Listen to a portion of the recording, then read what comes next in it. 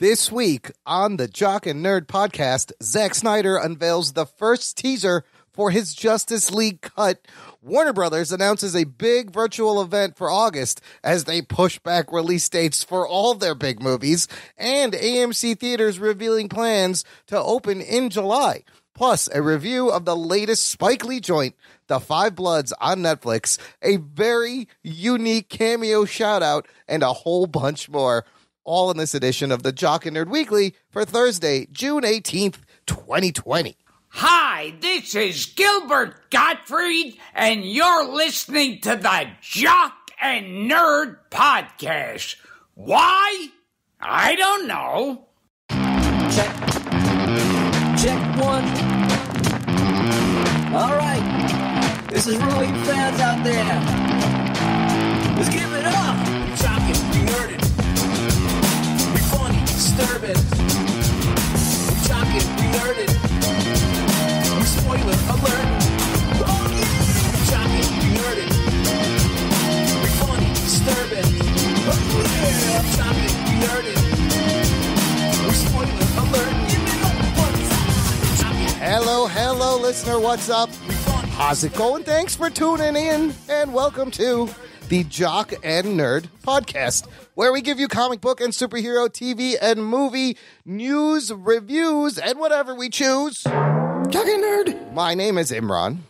My name is Anthony. He's the jock. He's the nerd. You said it so slow. You had to match. I understand. I like that. I'm getting you to mimic me. This is assimilation complete. We're all back together. Joining us, of course, is the internet's favorite puppet, coming to us live from his own personal little felty autonomous zone. It's called Faz. It's Rug Boy. How's it going, Rugs? What's happening? Yeah, the three bloods are back together. That's right. The five Rugs are all together. That's right. There's felty autonomous only zone. Puppets allowed in Faz. They're going to take care of each other. I love it. Yes, I went over and took over the recycling center. Oh, good. Somebody needs to run that. Yeah. Basically, what I do is I look for beer cans that still have a little bit of beer left in them. Who's handling the sanitation, Rugs? Oscar the Grouch? He would be an expert. He'd be good I at got all the it. puppets who were into garbage in here. That's fantastic. Look, I'm glad everyone is back. We're back to full staff because I need you guys' help right here. I want to share another amazing cameo shout-out booked by Rug Boy's biggest fan, David Mobile. Jock and Nerd. Follow him on Twitter at David Mobile. And this is easily the weirdest, quirkiest cameo shout-out we've gotten. And we've gotten shout-outs from Andy Dick, people. Yeah, so those are great. This is saying something. We should post them all on our site. I will put a link to this in the show notes. Let me read the caption, and then I need your guys' help, okay? Click on the link in the show notes, guys. David writes, "Hey, Jock and Nerdcast, and really, Rug Boy, you wanted the entire cast and crew of Marvel's Avengers Endgame to give your podcast show a shout-out? Well, they couldn't make it. What? So instead, I hired at Danhausen AD to do the job. So this is from a gentleman named Danhausen, who I did a little snooping. He is an independent wrestler from Michigan and Montreal, is what it says in his Twitter bio. So both of you guys, before we hear what he sounds like and what he said, click on the thing. I need you to tag team him. Describe for the listener what this dude looks like. Danhausen. Oh, he's got a flower headdress on. And he's got some kind of like face paint, like it looks like kabuki face paint. It does look like kabuki face paint. I was going to go with, he looks like Svengoolie with potpourri on his head. That's also very good, an accurate description. A little Marilyn Manson with like a rainbow clown wig kind of thing going on. So this is the question that I ask. Yes. Am I more famous than the guy who's doing the cameo? Because I don't know who the fuck this is. Oh, you may be Rug Boy, which means we need to get you on Cameo because we can make it making some fat buckets. I've never heard of this guy. All right, well, and he's getting cameos. I'm like, well, no one's heard of me either, so like I should be doing it too. Well, here we go. Danhausen, independent wrestler, cameo shout out. Hello, yes, this is Danhausen with a special message from David the Greathausen for Jock and Nerd Pod. Yes. They want you to be part of the nation of comic geeks and film freaks. Join the blunt, no-holds-barred, outrageously funny banter from Anthony the Jock. Isn't that nice? Let's see who else is on this list. Imran the Nerdhausen. Nerdhausen. Yes, and the resident foul-mouthed puppet. Rug Boy. No swearing. No swearing, you get taken off the air, the podcast there. That's not true. Yes. Anyways, go to the Apple Podcasts of sorts and give a review so they can be officially Rotten Tomatoes reviewers. Yes, they can go in the films and review them with tomato scores of sorts. Give them 5 stars, I don't know. Anyways, there's only about 50 or so away. Isn't that nice? Not too many. But anyways, if you don't, up yours. Up yours. Oh my God. Right off the list, there's lots of names.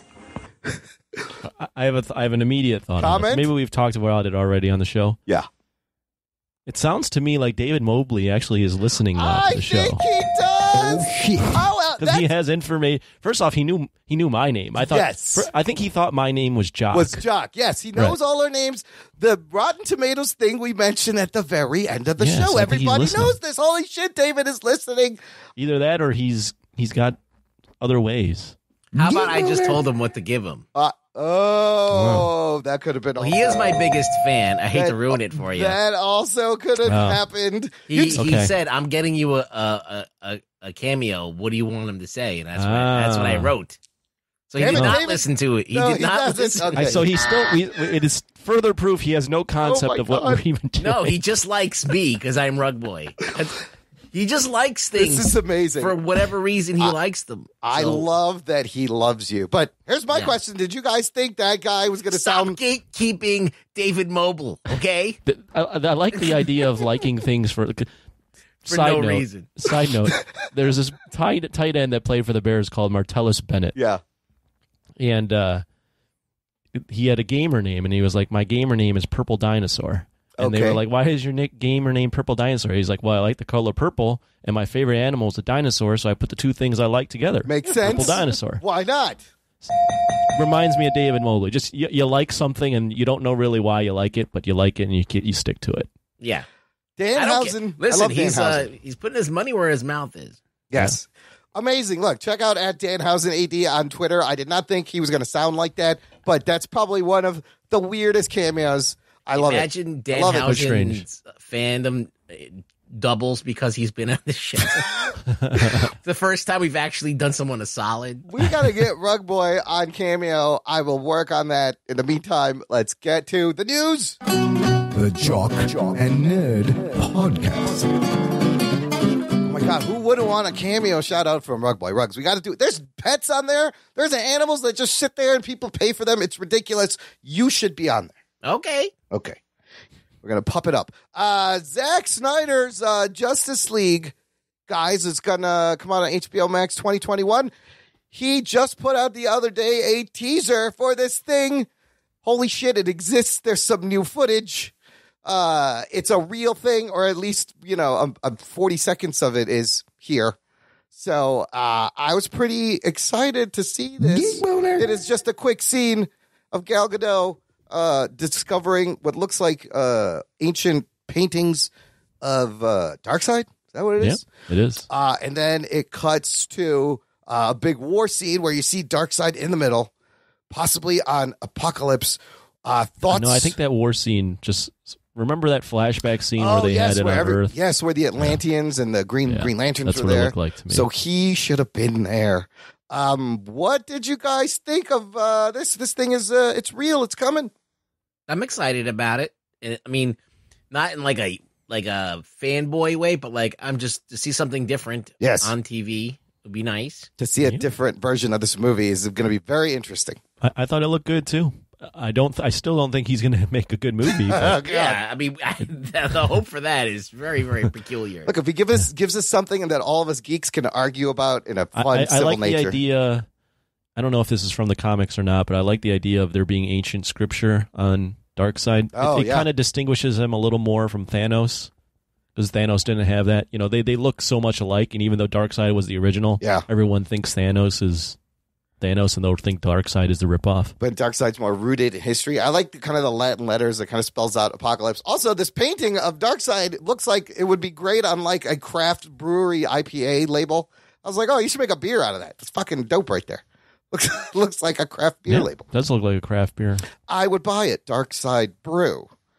So that sneak It'd peek, probably have like a coffee flavor to it, right? well, it would be dark. Or It would be like a chocolatey. stout. Chocolate dark side stout from the dead. He is hilarious, by the way, on that Harley Quinn show. He is in it. Oh, you're still watching It's that. fucking great. It's so good, dude. I love Quarantine. that Harley Quinn. But the thing is, you would watch it even if we weren't quarantined. No, I would. It's fantastic. It's hilarious. It's got what's his name? JB Smoove as a talking plant. I mean, you can't go wrong.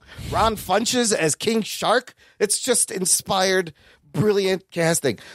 So it's interesting. We got this quick look at HBO Max, and I think we're going to see more in August because earlier this week, HBO and Warner Brothers, DC announced their own virtual event that they will be featuring 24 hours on August 22nd of this year. It's called DC Fandom, featuring cast, creators, and key properties, including Wonder Woman 1984, Aquaman, The Batman, and the Snyder Cut of the Justice League. This is going to be like a global online event just for 24 hours. Everyone is invited, and all DC's TV movie properties. They're probably going to reveal new trailers for shit. There's 6 like programmed areas, and it's going to be available in 10 different languages across the world. Last week we talked about San Diego Comic-Con is hosting a virtual at home event July 22nd to 26th. This one looks like another fun virtual event I'm looking forward to. Ruggs, comment on this. What, the virtual Yeah, what do you think of convention? like What? San What are we Diego? talking San about here? Diego is going to do a virtual event, and now Warner Brothers is doing their own virtual event. What do you? I have no idea what it even is. Like, what am I going to see? I don't know. Is it like a YouTube stream or something? It'll be probably a bunch of streams with a bunch of different, different. So little... basically, it's just like a convention type coverage, right? Like, yeah. I mean, if you're a fan and you're excited about this stuff and you want little tidbits of info, I mean, I think, hey, it beats being around a bunch of sweaty nerds, right? Yeah, and you get to see. I'm dying for like being yelled at for like looking at a girl whose boobs are hanging out, but she has them hanging out, and she's in the. She's there, and then you're not supposed to look at them. But also, So they're painted. Also, yeah, yeah. Like, so, who wants to deal with that? So let's just watch it from the comfort of our homes, and then we don't have to deal with any human contact. I mean, I think it's a fun way to see exclusive stuff from new movies that I've been dying to see some footage. And now, how long are these things again? So the San Diego one is going to be 3 days. It takes place July 22nd through 26th, the same days the convention would have gone on. So it's all virtual. This thing is 1 day, 24 hours, August 22nd. So they're not long. That sounds like a lot to take in.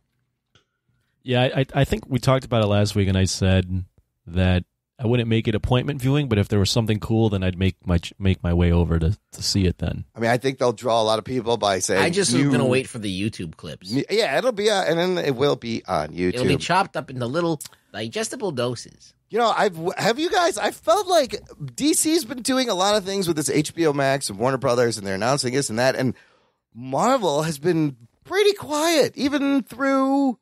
Like, obviously, they can't really do anything, but... Yeah, what can they do then? I don't know. It's just like, I want to see some new Marvel content or a peek. How are they going to do that? I don't know. I guess it's not... I mean, Zach was able to give us this because he had it in his fucking hard drive on his computer. I mean, you could make entire TV shows in CG without ever seeing another person. Absolutely. Yeah, they can do that. The Rock is going to be at this thing. Will that get you to tune in? That's what makes CG, like 3D CG shows, like happen. They're just like, we can't have actors anymore. Can't put people in danger. So we're just going to fucking make everything in 3D. Boom. I did see an article that they said like some love scenes and romance scenes in the futures may use CGI to do. Really? Yes. Just like the snuggling and the sex scenes. Well, that's stupid. That's dumb. Just test them Yes. right before the love scene. Yes. And then if you're both clear, you're clear. And you're both clear. I guess. Or I don't care. I don't even care. That's so stupid. I'm excited for these fan virtual events. I want to The see fact that we called it a love scene too. How old are? It's a love Well, you're 75, so that makes sense. I why used to call a it the scene. naked parts. the nudie bits. The nudie parts. Nudie magazine. That day. scene where they made love. Yes, you know where they passionately made love. I was watching HBO Unscrambled on my TV, and I saw a nudie part. I saw a body part. Listener, let us know if you are excited for Zack Snyder's Justice League or any of these virtual events coming up. Or the virtual love scenes. Or the virtual CGI love scenes that are going to look about as good as mustacheless Henry Cavill in Justice League. Wow. Just look forward to floating. Or Imran's penis in that one video where you took off your pants and no one's seen it yet. His penis is way better than the mustache. That was CGI. If you look close, it floats around. You had a legit mustache on your penis. There was. Yeah. There was. I didn't have Manscaped. His mustache was real. This is before they invented the lawnmower. Every hair on his penis was real. Oh, what was I saying? Join our Facebook group, Jock and Nerd Nation, to get in touch and hang out with the listeners. Or you can email us, show@jockandnerd.com. Always. The only person that would get that joke is anyone that went to your listens. Your college. It doesn't matter. You can imagine it and have fun. Like, you're laughing. You weren't there. I know. It's there just was a so funny film to me. where yada yada. Fill it in. Yeah, it doesn't matter. Just Imran penis funny. It's just that's all you need to know. It was CGI after the fact. That's my defense. Moving on. Here is a segment that's simply called "Everything Gets Pushed Back Again." Oh shit! Which is this thing to be happening. Tenet, you guys recall? Yep. Christopher Nolan's Tenet was trying to stick hard to this July 17th release date. He wanted to be the filmmaker that would bring people back to the theater. Well, he's still committed. But Warner Brothers finally decided to move Tenet back. Oh, shit. But just 2 weeks to July 31st. That's not a very drastic move. They're still very it's gung-ho about this. This is amazing about Nolan. I mean, theaters are opening up at the end of the month here in Illinois. Yes. I'll tell you exactly when AMC is opening up, which is crazy. But this just speaks to the power of Christopher Nolan in Hollywood, because Warner Brothers had said, we are open to pushing it back further, but we don't want to make Nolan mad, and he really wants to be the first guy to bring people back. So he wants to save movie theaters. So what they're doing is Tenet will open July 31st, and on July 17th they are re-releasing Inception. Oh shit! And why? Because I don't know, to get people in, because he still can be the guy. Okay. Think about it. Yeah. Is there anything new? Sorry, I'm interrupting. Is there anything new to Inception? No, but... So why would you go and risk your health to see a movie that you could have already seen 7 years ago, or however long? It's available, like, on demand. Yeah. Here's why. They will be revealing new footage from upcoming movies during the Inception re-release. This is their strategy. You might get a scene of the Batman. You might get a trailer for Wonder Woman. This is what they're banking on. They're combining people getting ready for a big Nolan movie with an old Nolan movie you've already seen. And here's some new footage from some sneak peek of some upcoming things. I don't know. I'll just wait for the next day when it's on the internet. I don't know if this is going to work. Yes. They didn't think this through. Yeah. But that's just, Nolan is powerful. He's like, no, I want to be in July. And they're like, okay. Well, even though we should probably move it back, who knows? Well, Nolan's one of the only guys that can do whatever he wants on screen and still draw money. Yeah, so. Absolutely. He has that much power in Hollywood. If Nolan was spelled Nolon, he would be a palindrome. But that would be no-loan. That's a very good point. Wait, no. It doesn't mean anything. No land. I would think the only other person that could do this would be like a James Cameron or a Spielberg. Cameron probably could do it. Scorsese, if he wanted to go back to theaters, could do it. Yeah. But Nolan is definitely the younger of all of those. And his movie's name is Alfred Hitchcock in his day could do it. Tenet is a palindrome. Tenet is a palindrome. There you go. Way to work it in. We're still looking for the first dick joke. Did we do that? No, we already did it. It was my penis. Your dick joke. That's right. Well, we talked about my penis. Yeah. I forgot about that. Just because it's your penis doesn't mean it's not a joke. It doesn't count. Yeah, it doesn't count. It's my penis. Another movie that has blinked and moved is Wonder Woman 1984, moving now from its August release date to October 2nd, 2020. And with this helpful graphic that Blake Braden posted in our group, Facebook group, it is now tied with New Mutants that with 5 different planned release dates apiece. Oh shit! I think this is wildly different. I think Godzilla's the same thing. Oh yeah, we'll get to that. Yeah, it is different. New Mutants, the original. New Mutants is delayed because it sucks. It's probably apparently it's good though. They're like, they're not reshooting it, and they're like, nah, it's good. We're gonna put it out as is. But New Mutants was supposed to come out April of 2018. Is that first date? This Wonder Woman delays. It was supposed to come out December 2019 originally.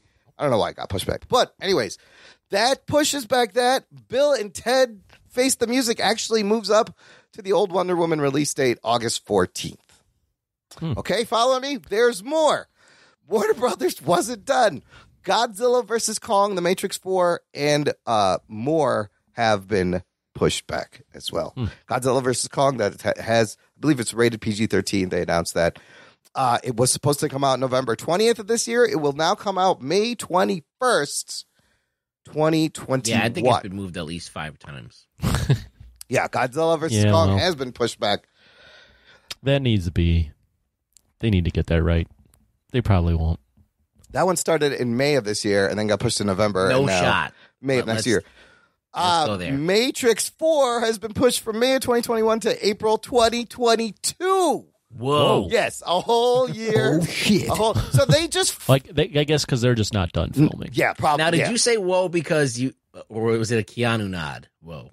No, I was legit. Well, you were probably Keanu. Well, yeah. Well, they're just spreading out the Keanu sons. We'll get Bill and Ted, and I don't know if John Wick is still coming out the same time, and Matrix 4, and then some other movies. So basically, if they can open movie theaters, these dates might hold. Now, as we were just talking about, this was just released today. AMC planning to open July 15th, and also this week, Cinemark and Regal also said they're planning to open mid-July with, safety precautions, a reduced seating capacity. So AMC wants to resume operations in 450 of the 600 locations on July 15th and expects to be almost fully operational by the time Disney's Mulan debuts on July 24th and Tenet on the 31st. They're doing 30% seating initially, and then they will open that up. I don't know. They're going to block rows out. There's going to be new cleaning procedures, of course. Yeah, they'll block rows out, and you have to pick the certain spots. So you can spread out hand sanitizing stations, contactless, cast-free concessions. However, they are also saying, like Cinemark did, we are not going to require moviegoers to wear a mask unless... How are you going to eat popcorn with a mask on? Oh, fuck. That's a good point. Oh, shit. They can't because... They need you to eat their food and pay $10 for $1 worth of popcorn. Okay, but they've also said that if they're the theaters that are in jurisdictions that it's mandated anywhere you're inside in public to wear a mask, you will have to wear a mask. So around here, I will have to wear a mask. You will have to wear a mask if I go back.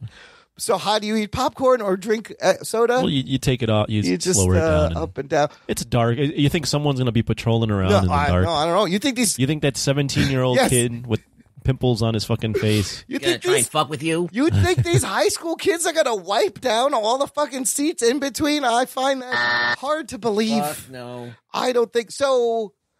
Well, we talked about this last week, but Ruggs, would you feel comfortable going to a theater right now? No. No. I don't think I'm ready. I said last week that I wouldn't mind going. I would go. Yeah. Look, I'm not getting the corona. Like, you can get it because you're a young and strapping boy, but I'm old and brittle. I actually don't think I would get it. I think I would still. I could find a seat that was by myself and be fine. I think, and I'd wear a mask. Well, at 30% capacity, you're gonna have. You would wear a mask throughout the film because you don't eat during the films, right? Yeah, I don't even. Yeah, because I have a small bladder, so if I drink or eat anything, I will go to the bathroom in the midst of the film. And you know how my thoughts on popcorn, it's from the devil and it should be banished. Who invented this? Just like you thought socks weren't socks necessary. Also, it's a conspiracy from the garment company, from the cotton industry. But look, I don't eat, so I'd be okay. But if I was to go back for maybe Tenet, I don't know. I still think it's too soon, and the fact that somebody could be there without a mask, I don't know. I went into a store the other day that had people in it. Yeah. And I was like, whoa, this is a lot more people than that should be in here. Yeah, there's people are showing up to things now. I was getting nervous.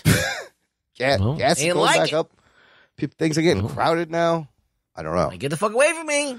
We'll see. They're opening a lot of shit in Chicago this week, last week, trails. I mean, if someone's coughing, that means I'm not getting anywhere near within 20 feet of you. Fair enough. That's it. A lot of trails. Maybe even the Oregon Trail. The Oregon Trail. You're going to get dysentery. Don't anybody. You were break the axle on your wagon. You were eaten by a bear. Was that one of them? Yeah.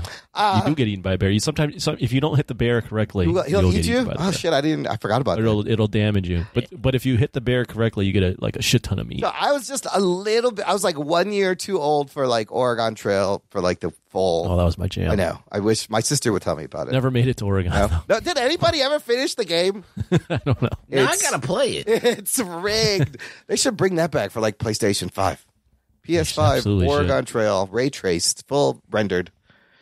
It's called Red Dead Redemption. It would be too racist. It probably would. Yeah, I guess it would glorify. I don't know. The North? I don't know.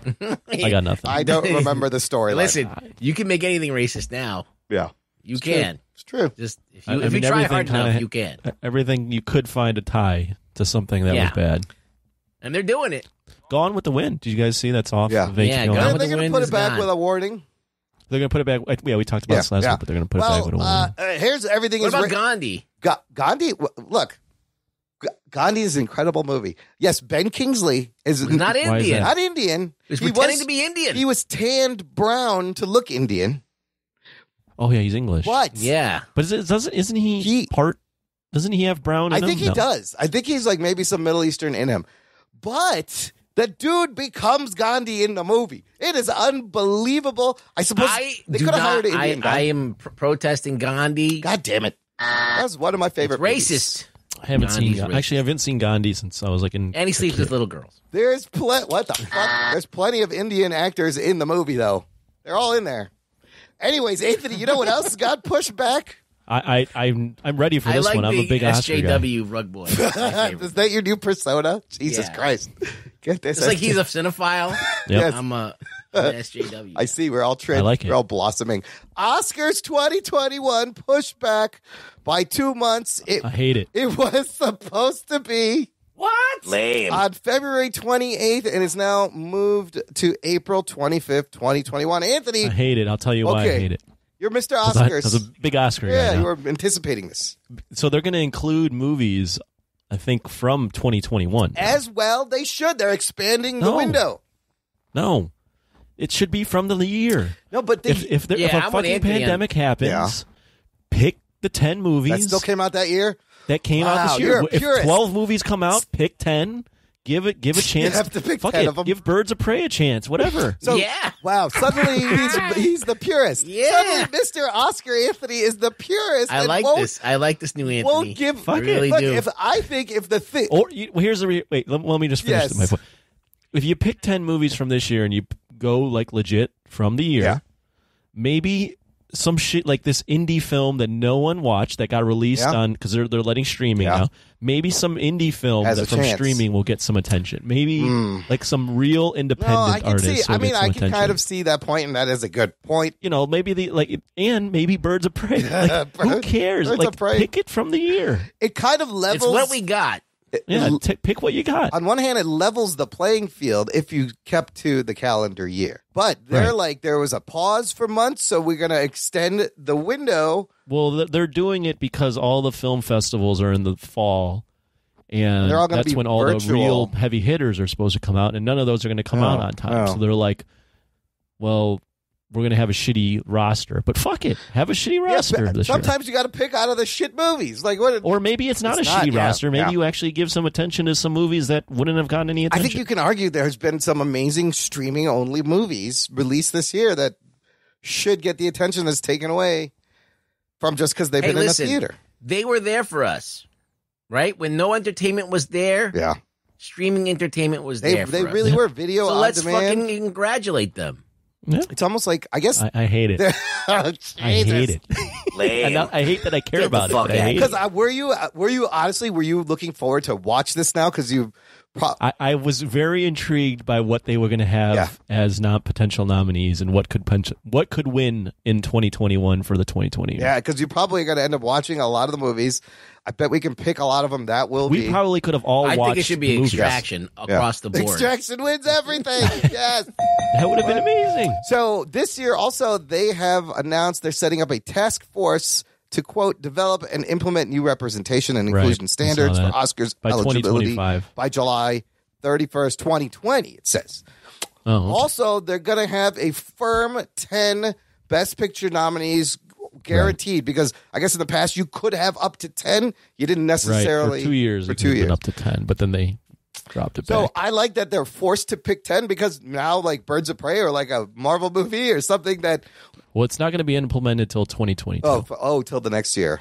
Oh, it is Academy Aperture 2025 initiative. Right. 87. Okay. So okay. Let me just give you some context. 2009 is when they started pushing it to 10, because the year before Dark Knight didn't get nominated, and that's basically what pushed it. Here's why I like 10. Not where they right now. It could be anywhere from 5 to 10, but most of the time it settles for 7, 8, and 9. I think 10 is a good number to get a wide range of films, not only like indie films, but blockbusters. So just here's an example. In 2009, the first year they had 10. Hurt Locker, kind of an indie film.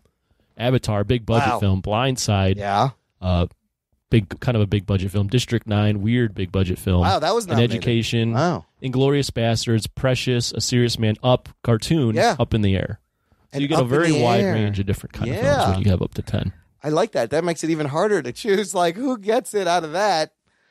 Who won that year? That was Hurt Locker? Hurt Locker won. Wow, Hurt Locker beat all that was the year Hurt Locker won, and it was the first film ever to, I think it was the lowest box office film ever to win an Oscar. Wow, and District 9, a straight up like sci-fi, movie with you get a wide range of shit when you have to get to 10. social issues. All right, well, we're going to have to wait a little bit longer, and Oscars, shame on you, the jock says. It's The fact that I care this much is really bad.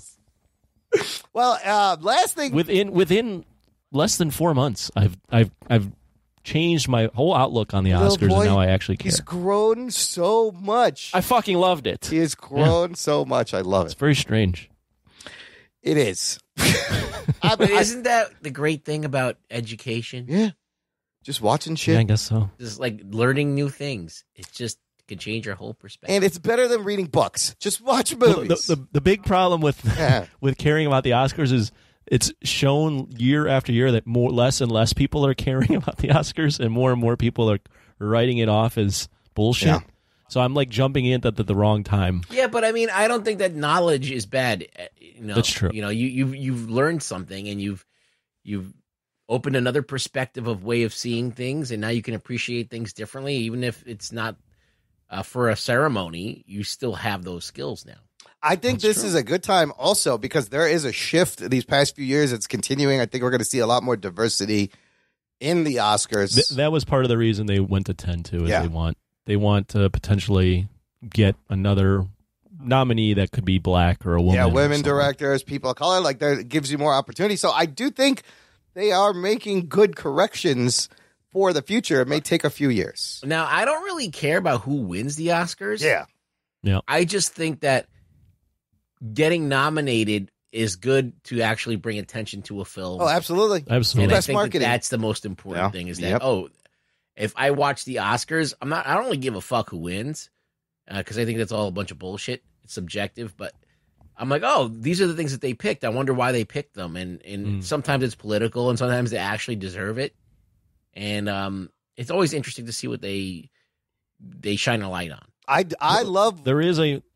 I was just going to say, there is a financial benefit to getting nominated. If you like release your film and you still have it released while the Oscars are happening, there is a considerable bump in sales. Oh, yeah, because like it happened to Parasite. It was still in theaters. Oh, yeah. And you could put it on the poster, and it's the best fun. And it gives you a nice list of movies to go and watch. I love watching the Oscars and like watching the movies and just being like, he should get it when they do like Best Actor, trying to guess and being so you actually wrong. Have cared in the past. I've cared many years of the Oscars. Wow. Yes. Oh, yeah, me too. Oh, yeah. Wow. I would watch fully invested, going, that's the bullshit. I try and watch as many Oscar movies as I can. Yeah. That I'm interested in. Yeah. Like if I really don't feel any interest towards something, I probably won't check it out unless like it's on cable or something, and I come across and go, let me give this about 10 minutes, and then if it hooks me, then it hooks me. So. Yeah. Okay. Last thing in the news, Anthony. I threw a jock thing in here.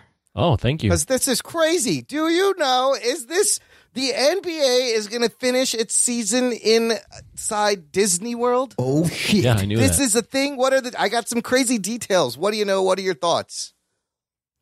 Well, they're going to be living inside of a bubble. A bubble. And in Disney World, and there's a lot of luxury items that they're going to be there or have for them to make this as much of a paradise as possible without any contact with anyone. Holy shit. So it's the players, their family, the staff, the bunch of people going to have to go there. It says here they're going to regularly test people, and if someone tests positive, they'll remain in isolation for 14 days. They'll have to test again. They're going to use video technology to help with contact tracing. So they're going to film. There's smart rings that will tell you if you were in contact with someone. Of course, masks and stuff. But here's the part. This is the part that really bugged me. The teams will stay at 3 resorts. So Disney, of course, loving this. They need the fucking business. They need people in their resorts. They're staying. Part of the amenities is they will get movie screenings, including unreleased Disney movies. Like, they may actually get to watch Black Widow. Oh, shit. Before anybody else. And I'm like, okay, hold on. This is not fair now. Now I'm upset at the fucking Disney World NBA bubble. Yeah. They got everything already. They got food teams, culinary teams there, and it's kind of crazy. So it's a giant bubble. Yeah. It's kind of like a biodome, and there's no Pauly Shore. Is this going to work, Anthony? What do you think? No. It's going to be a very interesting experiment. If this ends up working, it could be really huge for sports. Florida is seeing an uptick in cases. That's the problem. But this bubble, it's a bubble. I'm interested to see how it plays out. This is legitimately, what is it, the Truman Show? Yeah, where everything's but controlled. With I think it's like 24 teams. Yeah. Something like that. So wow. It'll be interesting. I don't know. So it will be a closed, monitored, surveilled environment where everything is filmed. Nothing is real. It is kind of like a surveillance state. It totally everyone is. has to do things at certain times. They can only go to certain places. I But volunteer they're as getting paid tribute. millions. I put by volunteers. Wow. Players will be told not to spit or clear their noses, wipe the ball with their jerseys, lick their hands, or touch their mouths unnecessarily while We talked playing. about it on Jock Talk, and it was one of the How are you supposed to things. I do think that? Blake brought it Yeah. up, and he was like, "You could play ping pong, but you can't play doubles ping pong. Yeah. You only can play Yes. one-on-one." That's a good point. You'll have to improvise. Wow, this bubble, this will be interesting. Like, to how watch. do you play basketball without sweating on someone? Yeah, you're gonna be up against. Well, each they're other. going to get tested every other day. Must be nice. So if you test positive, then you'll Be nice. They got tons of tests for and them. theoretically you shouldn't get positive because you're living inside this bubble. So, and is there a thing where is it required for players to show up, or they can opt out of it?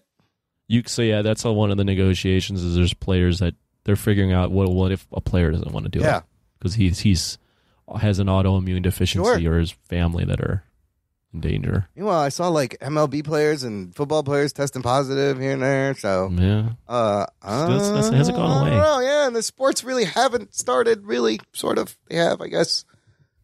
I don't know. This could be I don't interesting. know. The bubble's great. Well, gang, My balls was hot. you know what that sound means. time for a break. Time for our shout out our sponsor for this month and this episode. Manscaped. Anthony, you went to last week. You said you're going out to bars. Things are happening. You got to be all groomed You when know, you go out. to bars and you might meet that lucky number 1 or number 2 or whatever the hell that person is to you, and you take them back and they see the Amazon rainforest down there and you're in trouble. So They won't make love with you then. no, Go back to making love. Oh, I don't think you were ever making love at that point, but the Lawnmower 3.0 can definitely put you on your way to getting closer to that love. So I'm a big fan of the Lawnmower 3.0. I know Imran owns one as Oh, it's well. fantastic. And he likes to shave his balls in the middle of the night with just the night light on from the Lawnmower It's 3.0. great. You want to talk about Yeah, that? lulls when I can't sleep at night and insomnia is hurting. A nice ball shave, a nice tingle puts you right to bed, people. Especially in the dark. Yes, and that's why you need that LED light, and the Right. ceramic blade doesn't get hot. And it's great because Imran's got to shave the front of his dick too. I gotta draw something on there. It looks like is a bat symbol. Imran's the only guy in the world that has to shave his head on his penis. I could be a Wolverine. I could be a werewolf. Anyways, we've got a code just for you, listener. Visit manscaped.com. Use the promo code Jock and Nerd. Jock and Nerd. You'll get 20% off and free shipping. And I mean, these are high-end, beautiful grooming products. If like Apple made male grooming products, this is what it would look like. This is how nice these things feel in your hand and make your junk look good. So there you go. Your balls, well, thank you. Ruggs, shave your balls for me, will you? Okay, I'll send you the clippings. Send me the before and after photo. Can you donate the clippings to someone that needs hair? Yeah. Oh, they can make a wig out of that. Right. Yeah, there's lots of people. Yeah, I got a lot. All right, great. Yeah, but manscaped.com, Jock and Nerd, 20% off, free shipping. You'd have like a grass clippings wig. Like a hula wig, a little hula dancer. That looks great. Did you get a new hair piece? Looks fantastic. We just need a few more people use this Why code. is the length on your hair not longer than the millimeter? I used the number 1 blade. Why do you have millimeters of hair stacked on one another as your hair? Help us out, listener. Use the code and we will get to talk about balls all the time. Let's take a quick break right here, play some promos, and come back and review Spike Lee's newest film right after this. After these messages, we'll be right back. Transmission commencing. This is Wookiee Radio. Translated for the Wookiee impaired. I like that Wookiee. Your hosts, Ken, Derek, and Mike, bring you the latest news and commentary from the far reaches of the galaxy. Hold it. Hold it. I said hold it. Subscribe today on iTunes and Stitcher. I just assumed he's a Wookiee. Start listening today, and remember, The Force will be with you, always. Do you watch Friends? Do you watch How I Met Your Mother? Then you should listen to How I Met Your Friends. Hi, I'm Kathleen. And I'm Julie, and we are the ladies behind How I Met Your Friends, the podcast that explores the similarities and theories of Friends and How I Met Your Mother. Every week, we watch an episode from each show and dive deep into the crossovers and catchphrases. So if you've ever noticed the similarities between these fantastic shows, come check out our podcast. You can reach us on social media at How I Met Your Friends Pod or email howimetyourfriendspod@gmail.com. And Listener, if you like the show, you may even love the show. You may want to make love to the show. If you want to make love to the show, join our fan club. I don't know. I'm just callback. It doesn't make sense. Shoehorned. Join our fan club, jockandnerd.com/Patreon, where you can support us monetarily. And everyone gets bonus content for as low as $1 a month in an exclusive podcast feed where the shows come out early, and there's a sports show called Jock Talk with Chaz Hubbard. Their bottom is very weak. New episode this week with a very special guest, Anthony. Yeah, Blake Braden. Oh, I think I mentioned him earlier. But Blake Braden was on the show, and he gave us his expertise on how COVID is affecting college athletes. Also, more Corona binge reports. Short movie reviews. Look, if you are new to the Patreon, there's hours and hours of bonus bullshit to listen to. Oh, shit. It will keep you busy. This week, Anthony, what'd you put up? Corona binge report. I only did one. Okay. Hacksaw Ridge. I believe that's free. That is free for everyone to listen to. Yes, but I did put that up. Thank you, Seth Morgan, for the kind donation. Hopefully you guys enjoy my mini review. Visit the Patreon page. Anyone can listen to it. And Ruggs, you sent in 3. That's right. 3 Corona binge reports. I got 2 more coming. All right, what did you send in? The Art of Self-Defense. The Jesse Eisenberg movie. Yeah, A Beautiful Day in the Neighborhood, which is Tom Hanks. Yes, Mr. Rogers. And Terminal, which is Margot Robbie. Not Tom Hanks' Terminal, The Terminal. I know, isn't it weird that they... Yes. Yeah, there's a lot of movies named Terminal. How original. With the same name. You can check out all of that stuff just by joining the fan club. And you can get stickers and T-shirts and lots of other fun stuff.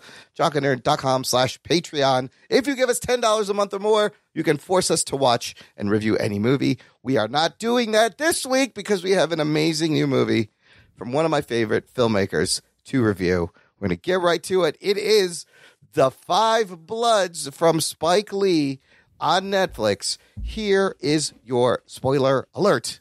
Strap yourselves in, you fucks. Spoiler time. This is Spike Lee's, I counted them, 24th feature film. Yes. One of the greatest living directors we have on Rotten Tomatoes. This straight to Netflix movie is at 92%. Wow. Holding strong, 7.96 out of 10. The average rating. No box office because it didn't come on the theaters, but it was made for an estimated $35 to $45 million, making this one of Spike Lee's most expensive films, which is crazy. He doesn't spend a lot of money. Well, his movies are not really effects heavy or anything. They're not. No, their story, their character, their actor and performance. This one directed by Spike Lee and written. Originally, script was written by Danny Bilson and Paul DeMeo in 2013. The script later reworked by Spike Lee and his buddy Kevin Wilmot. It was originally supposed to be about some white people. White Vietnam vets, yes. And he takes the initial concept and makes it from the black experience. Him and Kevin Wilmot also wrote Black Klansman.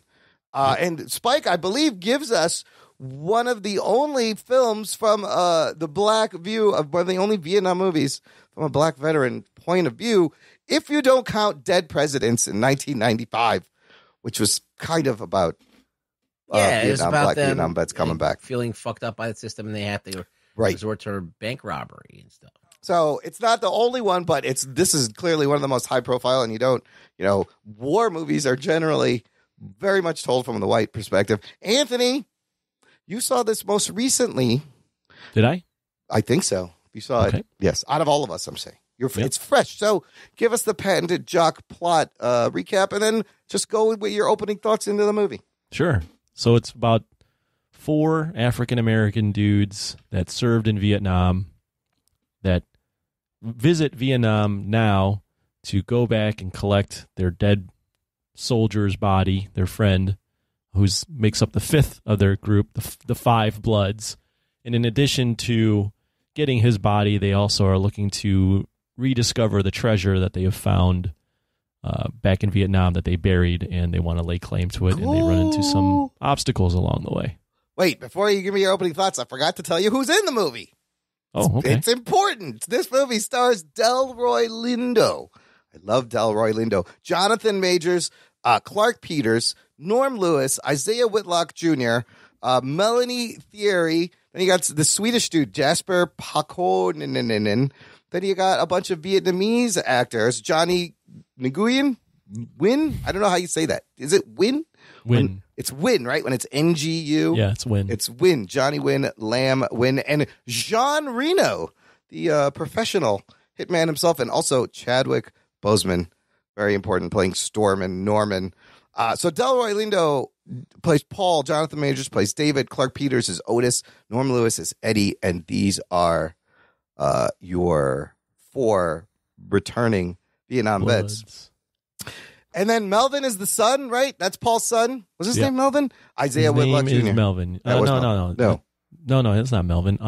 David. Oh, Jonathan Majors is David, his son. So it's the 4 of them and Paul's son, Delroy Lindo's son. Yeah. Amazing cast. Okay. What did you think of the latest Spike Lee joint? I think this is a very interesting film.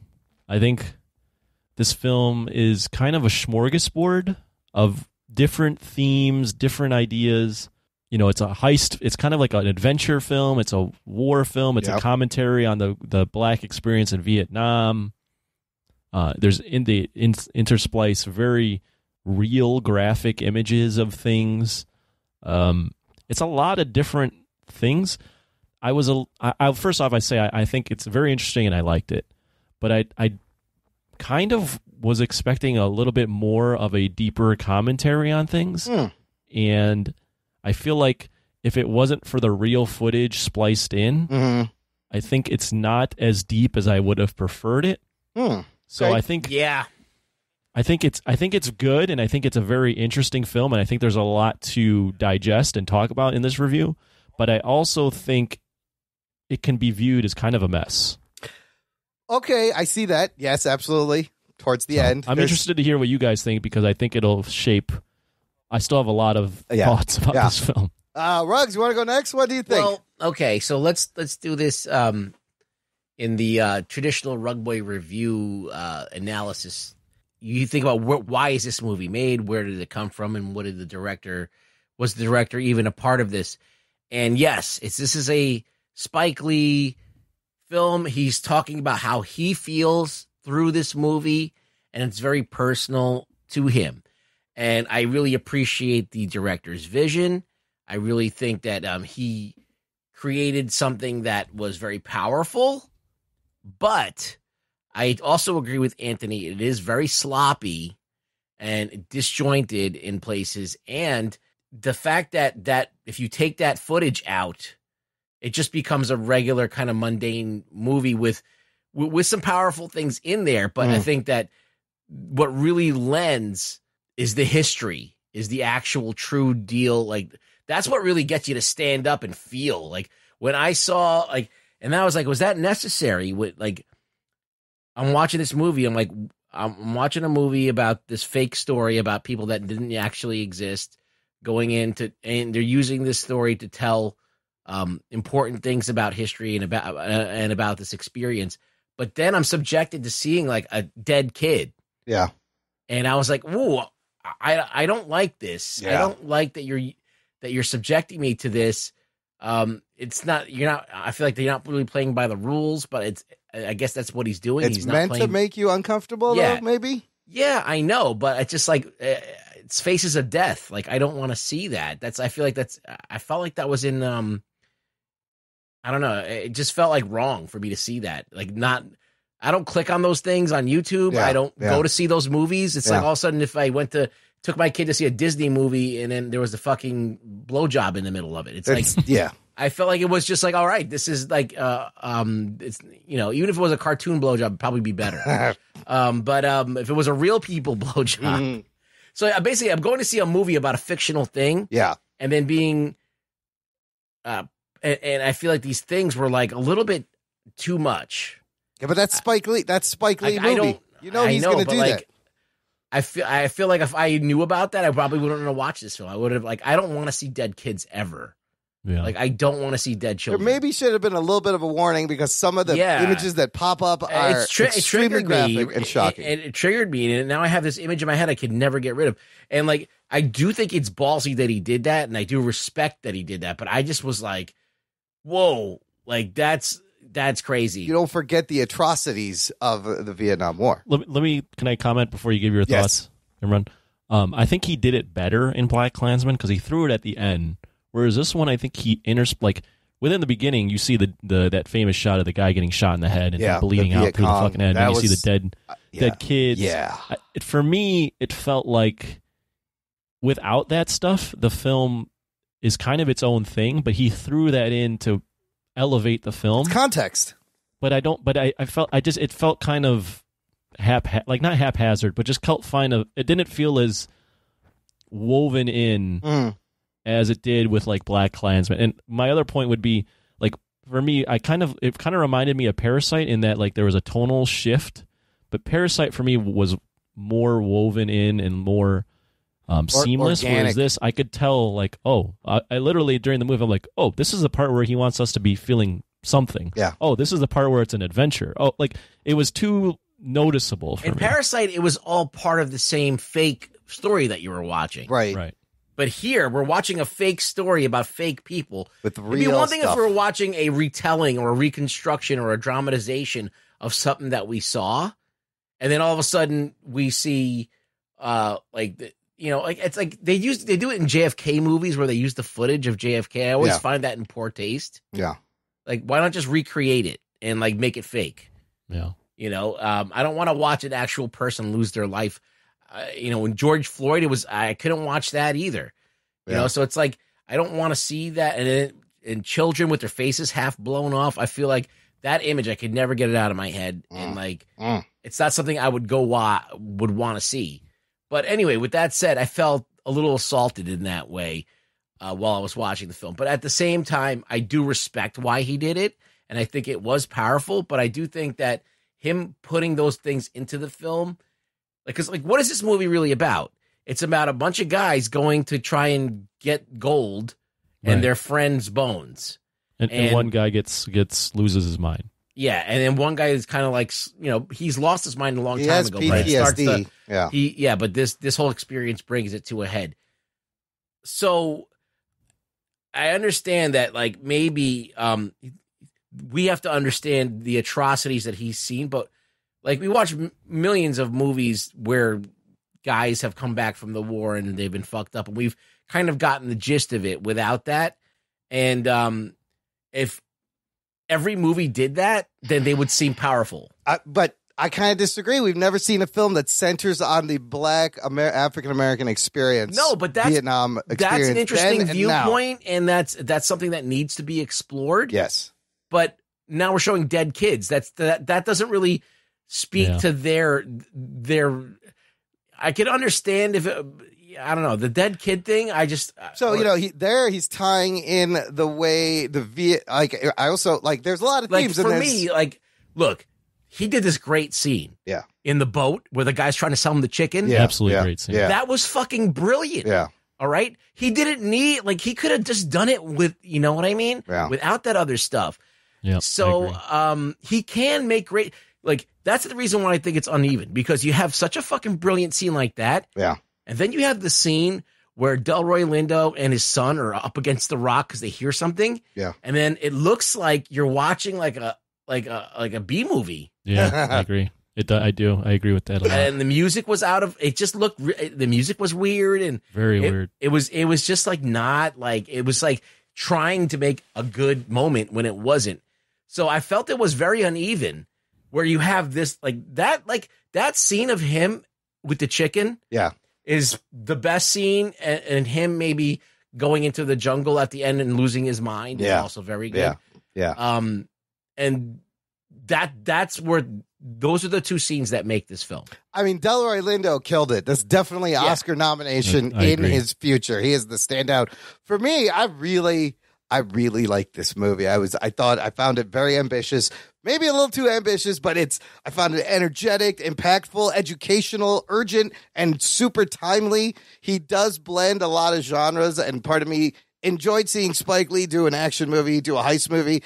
I think it is a little bit all over the place. It is a little unfocused. It's not perfect. It has its flaws, but I think he holds the movie together well from beginning to end. He's doing like a pastiche. Yeah.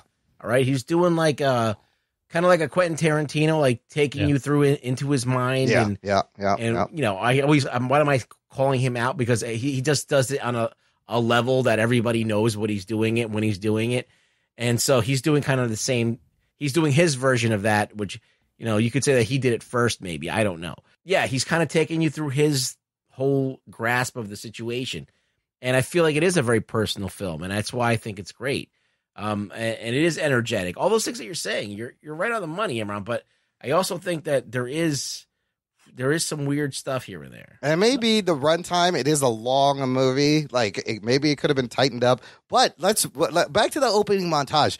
I found this super interesting because, again, all you're saying about putting the real clips in, this is Spike Lee. If you ever watched Malcolm X or any of his other historical movies, he does this. He opened the movie how he usually ends his movie. I think you mentioned this, Anthony. I thought that was super, super powerful to see Muhammad Ali make those comments about why he wouldn't go fight, setting everything in context. However, I was fucking shocked. You know that the famous photograph of the Viet Cong guy being killed. I seen the photo. They rolled the whole clip. I've seen the footage before. And I was like, oh, shit, I wasn't expecting to see that. And that fucking sticks with you. But here's the thing. I don't want to dwell on it too much because there's a lot of things to talk about. Yeah. But kind of as Rug Boy mentioned, without that footage, this film on its surface it touches upon the black experience of Vietnam, and I get that. But it's also kind of what we talked about. It's really an adventure story in the jungle. It's a heist movie. It's a heist movie. So you add that footage. Yeah, it changes it. It changes it, but I don't feel like that footage is in line with what the rest of the tone of the movie was. Does it elevate it, or does it add to it at all? Yeah, well, Black Klansman seems more relevant, right? Because it's like integral to the whole entire story, right? Here, it's like they're going to kind of get treasure and find their friend and kind of get into gunfights with people and stuff. And it's all politically driven, you know? It's all driven based on the fucking mess that we were in going in there as a country and not be. We shouldn't have been there. Yeah, like, we should not have been there. No, it was not our fucking problem. Why were we there? It's so dumb that we were sending people, regardless of their race, to die. And it's even more egregious that you're sending people that you don't even treat like human beings here to go die for the country that doesn't even fucking respect them. It's fucking heinous. So you saw that in the Hanoi Hannah radio program, which was pretty accurate. She would talk to the black GI saying, why are you fighting for the U.S.? I did not know that that's how they found out Martin Luther King was assassinated, through Hanoi Hannah. That's so fucking... That's another crazy. Great scene, too. That's a great scene. So two things I want to get into. The multiple aspect ratios and the flashbacks. Two very important things, really awesome things he does in this movie. Let's just start with the flashbacks. Spike saved a lot of money, but I think more importantly, thematically, does not de-age the actors around Chadwick Boseman. I have a comment on that. I do too. I think it's kind of works on multiple levels. What do you think, Anthony? I don't think it works. No? It took me out of it. Initially, it does. I was like, that's weird. To me, although he tries to keep those guys in the shadows for most of it. I thought it was weird initially, yes. To me, it looks like a bad skit. I think, to me, when you watch the movie, you realize the war never left them. These guys never left the war. This is the flashback as a memory. This is almost how they see themselves back then as they are now. I understand what he was trying to do, and I'm okay with it, I guess. But, I was like, okay, that's a weird way to go about it. I would have liked to feel that friendship and seen a more innocent side of them and seeing this kind of young version of them before. Yeah, and I feel like that vulnerability is not there. So he could have recast them insteter of spending all the money in The Irishman. I don't think the aging is the way to go. No. I think that a recast would have worked better. But it's on purpose. It is on purpose that he did that, and it's. But you don't. I'm just saying you lose the vulnerability of the characters. True, it was, and I was like, "That's weird. Why are they playing themselves?" But it was strange. But at the end, I was like, "Look, the war never left them." You see Delroy Lindo as this fucked up, jaded, to the point of wearing a MAGA hat, which they never explain. By the way, no, they do. Paul he's a Trump voter. There's a conversation in the beginning that says. He kind of was just so pissed at the way he was treated, and it's kind of a fuck you. He went and voted for Trump. But there are a lot of people like this in the country. This is not, it seems weird. I thought that was weird too. I was like, fucking Paul's a Trump voter. But I think they barely scraped the surface. Yeah, it could have been very complex. It was a major thing in the film that he was wearing that and pissing his friends off. Yeah. So anyhow, that's kind of a thing that I wish they would have went into a little bit. Yeah. But yeah, he's this hardened dude to the point where you never get to see him as anything else. Yeah. So you don't see a growth of character. You don't see anything of a change. So I think that he did that because he wanted the best actor to play this guy, and he did because Delroy is killing it the whole time. Yeah. But at the same time, now we're kind of robbed of the experience of him being this vulnerable dude. And kind of growing and being a different thing. See, I think you get the relationship from how they talk about Storm and Norman. They go, he was our Martin, he was our Malcolm, and this was a guy that clearly they looked up to that would tell them what to do. So I got it, even without that. I liked, first off, Chadwick Boseman basically as a cameo in this movie. I thought he was going to be in it way more. Yes, I can talk. I know a little bit about that. But for me, them being old and then them talking so reverentially about Storm and Norman, but then you have the flashbacks where they're still looking old. It just it's not congruent, right? You're talking reverentially about this guy. It's their memory. But you look 30 years older. Because in their heads, this is what the flashback, the memory looks like. Artistically, I understand it. But I understand it from an artistic standpoint, why he chose to do that. And it does, as I said, he basically wants to see that they can't ever go back to that innocent person that they were. Yep. All right. Yep. And that's a statement. So, but you make a choice.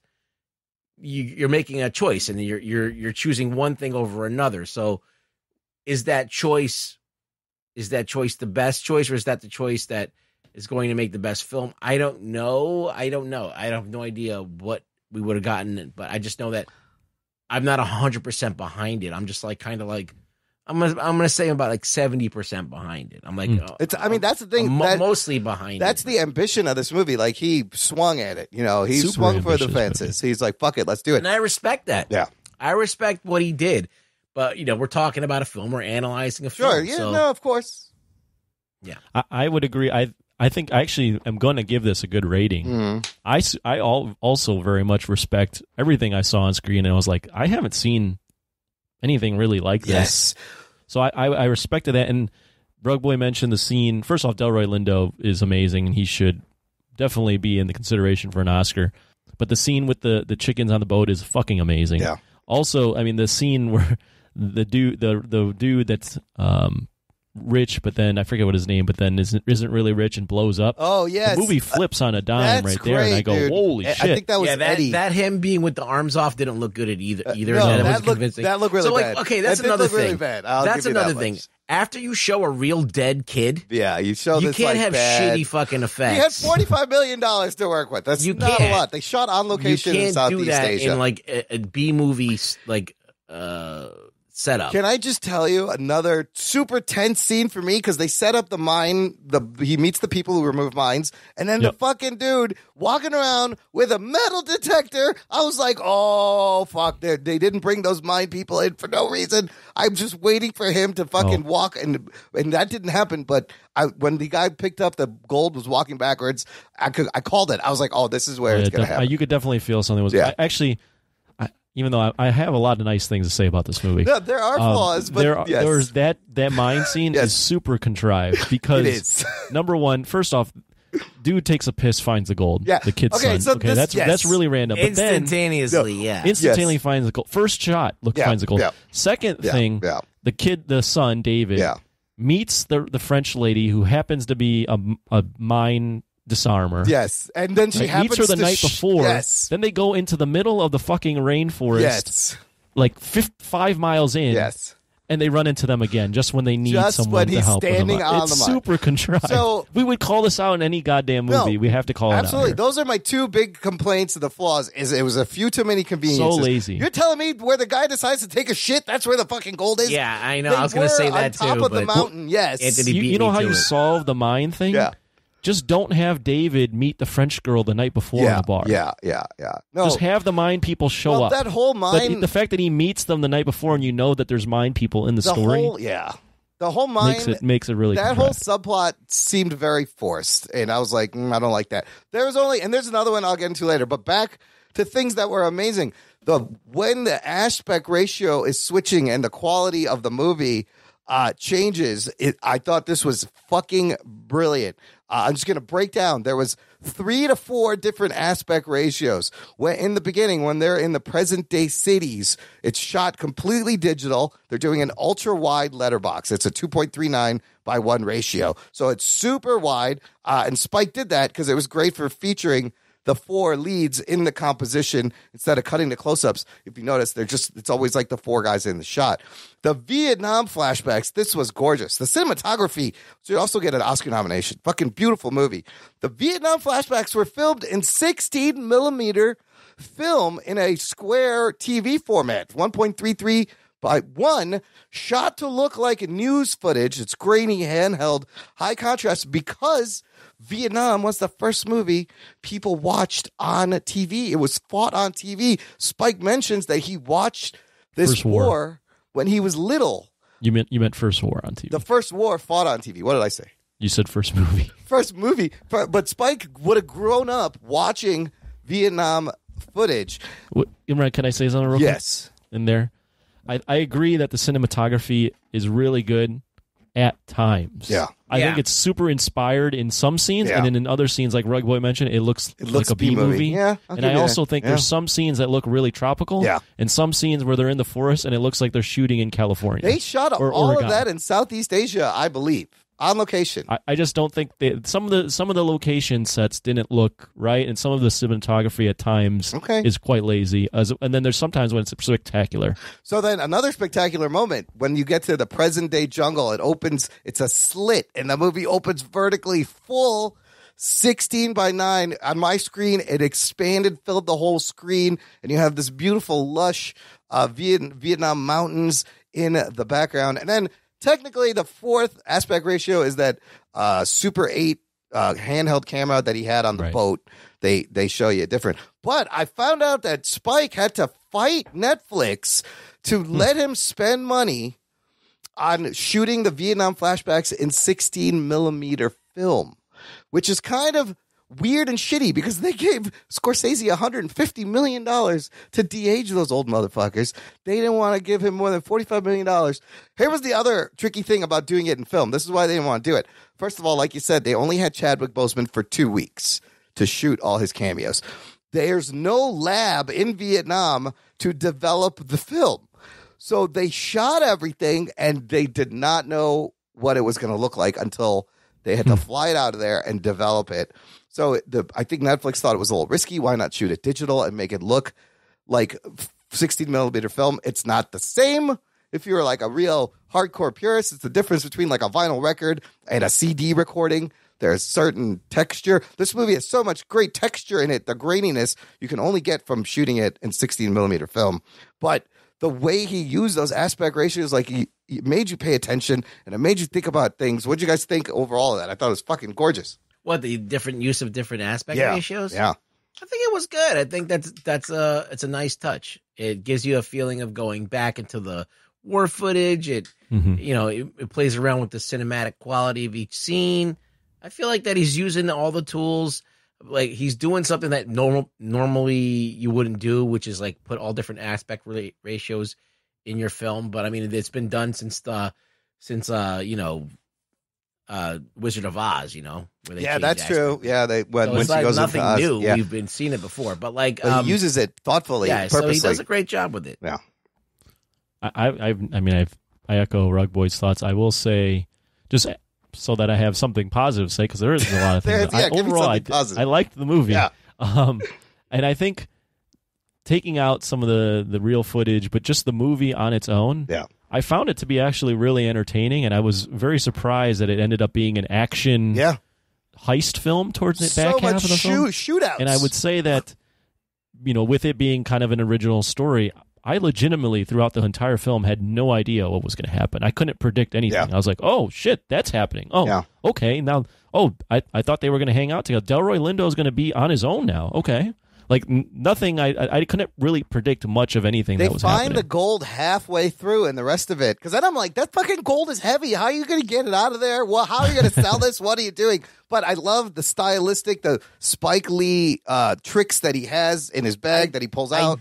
I didn't like the fact that they immediately started turning on each other. Well, that's these are like best friends, and then they can't fucking figure out how to get. It's gold though.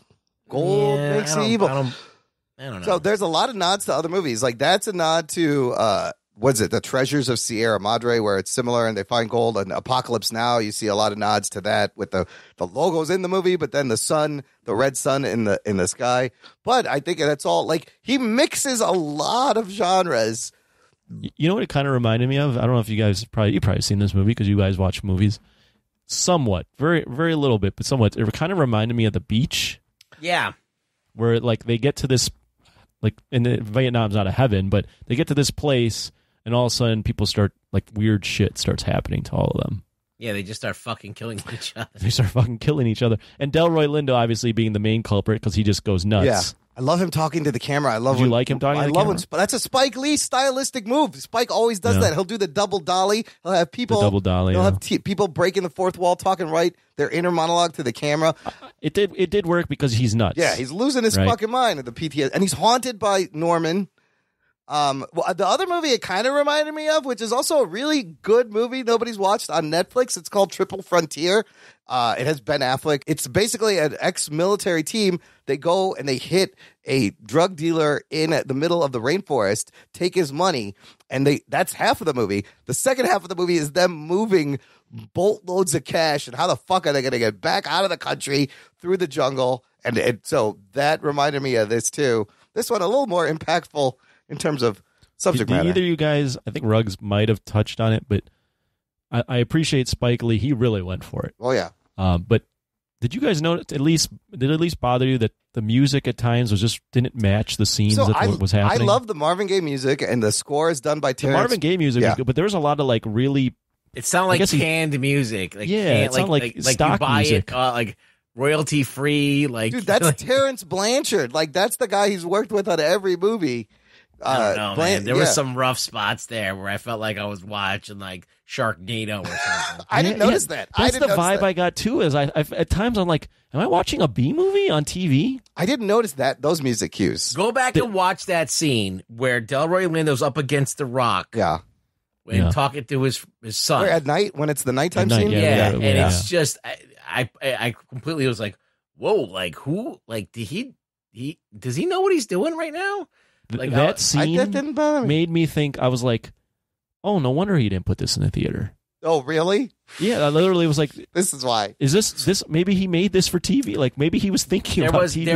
There was like maybe like 3 or 4 different scenes. So there's like a soap opera, like TV feel. Soap is that what opera you guys effect. are trying to? Yeah, there is like a soap opera a little bit. Effect. Yeah. At times, it's such a smorgasbord is what I thought of. I think it's such a smorgasbord of different things. He holds the movie together. I love the Marvin Gaye music. Yeah. He does because of all the fucking crazy.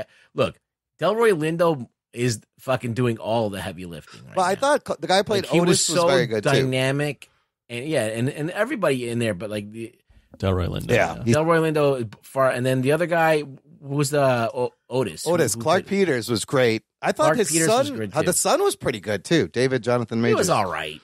Is he Otis is like a good example of Spike. Like he's a good character. Yeah. But you throw in that he has a daughter that's black, and there's a lot of like things to mine there, and they don't really mine it. Yeah. Because like the mistress describes her as kind of being like a cockroach, and everyone hating her because she's black. Yeah.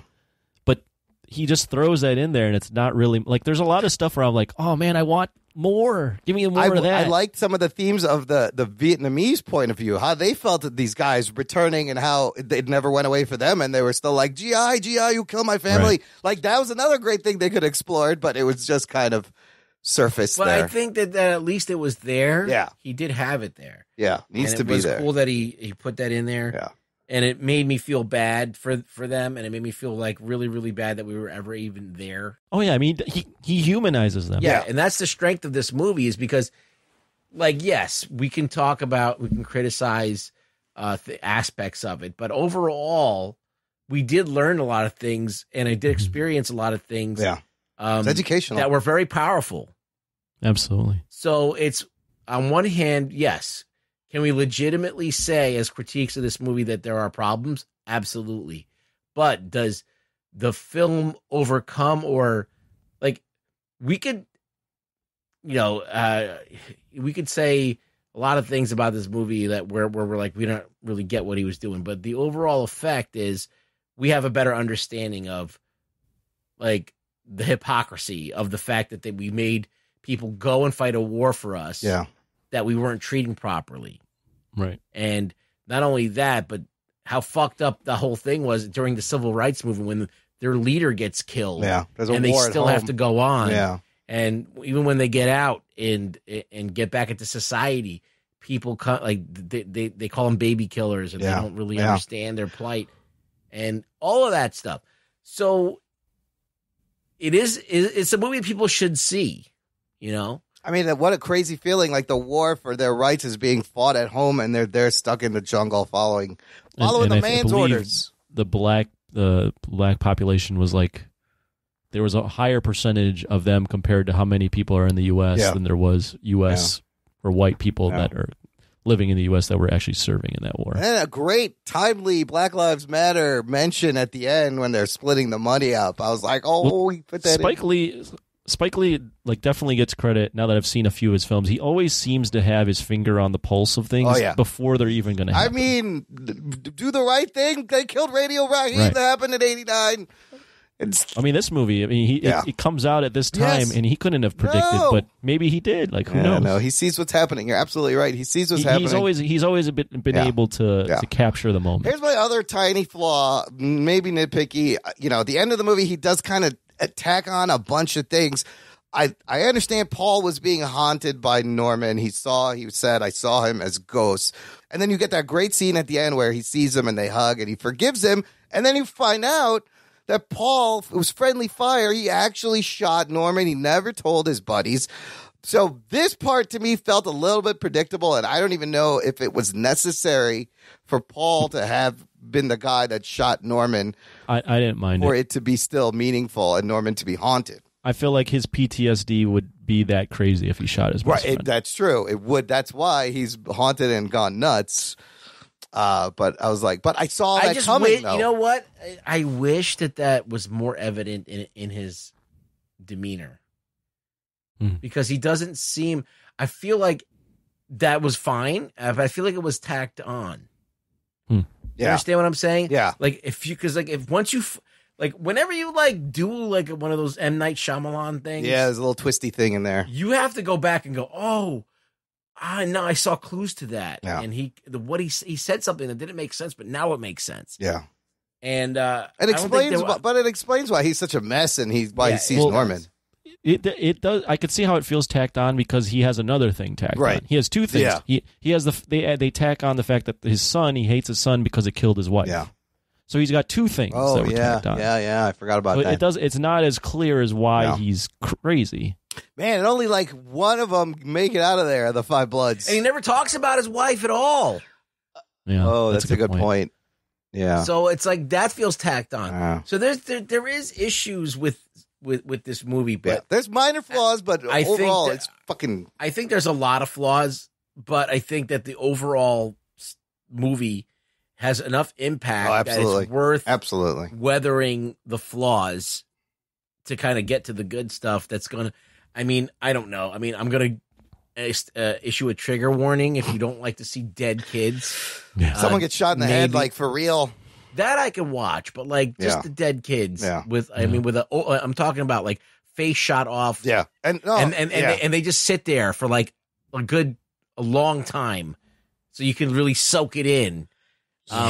This is what happened. Yeah. All right. Before we rate it, I do think it deserves Oscar nomination for Best Picture. It probably will because it's a relevant film to the times and it's actually good. Yeah. And there's not a lot of competition, so I think it will get a nomination. I think Spike Lee should get Best Director, absolutely. And I'm waiting for Spike to win. He needs to win.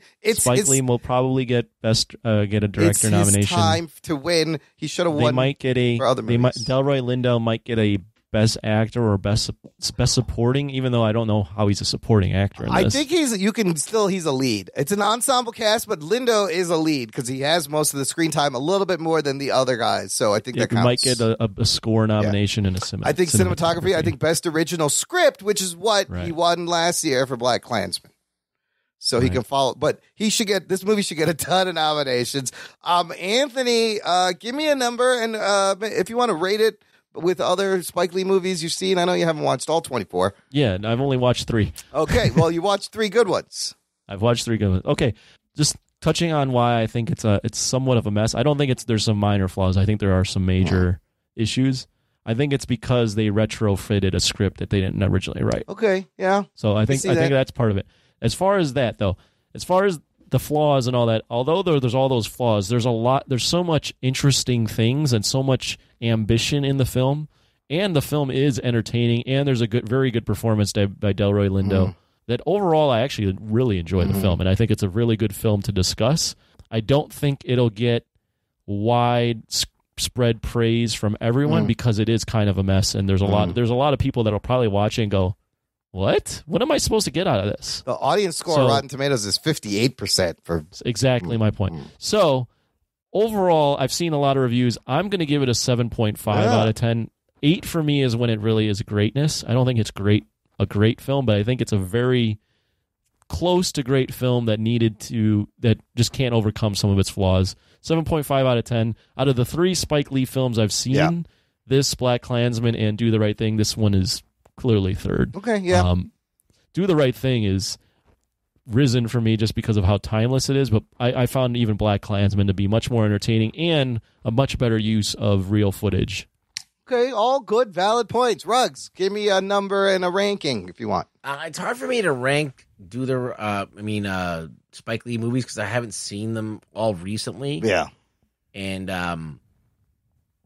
what happens to the Spike Lee movies usually, it's like they viscerally affect me when I'm in the theater or when I'm watching them, and then they kind of wear off and I just remember kind of like the themes. Yeah. Mm-hmm. So I'm not gonna do that whole thing where I measure his movies, but I'm gonna give it like a 7.5 as well. I was gonna give it like a 7.5, and then Anthony said I was gonna change it. Like, you know what? That's how I feel. So I'm just gonna. That's my honest review. Is a 7.5. I think that it is, very above average film. It's like, it's a little bit away from being perfect, and it's a little bit away from being like, I guess, like a perfect film that you can watch that stylistically holds itself together. I think it is fighting to hold itself together, and without Delroy Lindo, it probably would have fallen apart.